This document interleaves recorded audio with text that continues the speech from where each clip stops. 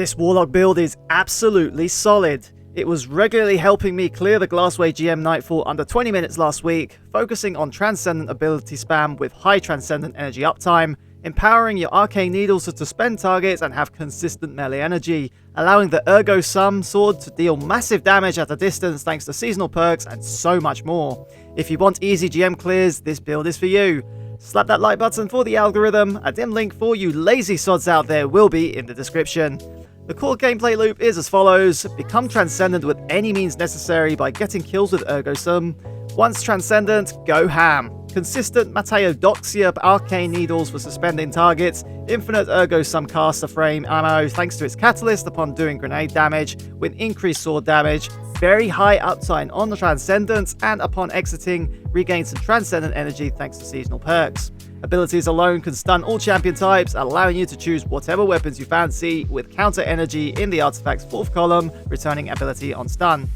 Well, let's break this down, starting with the exotics. Mataiodoxia is a new Warlock exotic chest piece that allows Arcane Needles to stun barriers, and upon landing a hit, marks a target for 10 seconds, and if killed within that time, releases a suspending burst. Hitting kills on suspended foes returns melee energy based on the enemy tier, and landing 3 hits on a beefy target triggers a suspending detonation too. This of course means you can stun unstoppables. Then we have Ergo Sum. Now, the best role for this build is by far the Stolar caster frame version with perfect 5th. Every 5th hit with the sword, including its heavy attack, causes a small explosion that scorches the target, and on 2 procs it can ignite too. Swords also get a 25% damage increase and stun overloads thanks to seasonal perk Overload Sword, and when paired with Blaze Stamina and its catalyst, the ammo becomes literally infinite, especially when Transcendent and using grenades, as every 3 kills refunds free ammo. Argent Blade stacks with a 25% damage buff too when using armor charges, allowing Ergo Sum to do massive damage, and when paired with a heavy caster frame, such as Omens Stasis Caster, the damage is insane. This is my setup anyway, feel free to slot the heavy of your choice. Whilst Transcendent and getting weapon kills, Transference will return energy for each kill, allowing you to quickly regain Transcendence again once out of Transcendent. To finish off the weapons, I'm using Blast Furnace with Frenzy and Kinetic Tremors. It also gets a 25% buff in endgame thanks to Barrier Pulse, stunning barriers, and very effective against all enemy types. In true British fashion, if this video tickles your fancy, slap that like button and sub if you are new here or have seen my content before but undecided. Go on, I know you want to. Let's talk aspects and fragments next. Devour pairs nicely with this build thanks to its ability spam, restoring health on kills, adding some form of survivability to this build. The other aspect, honestly, is up to you. For GMs, Bleak Watcher is always a good choice, but honestly, it really depends on the activity. It helps with overloads and stoppables at the end of the day. To help with Transcendent energy returns, you can slot some frags to get you on your way. Honor will allow elemental pickups to grant energy. Elemental Siphon can spawn these based on your equipped super, and Arcane Needle can spawn tangles too, allowing for both affinity energy returns. Balance can help with ability regen depending on the affinity of your multi-kills. Grace will allow Blast Furnace to return more Transcendent energy on kill. Protection will grant damage resistance when surrounded, which is stronger when Transcendent. And finally, Dominance will allow Prismatic Naze to weaken. This last frag, paired with Ergo and Argent, allows for massive damage, even more when using a heavy caster too.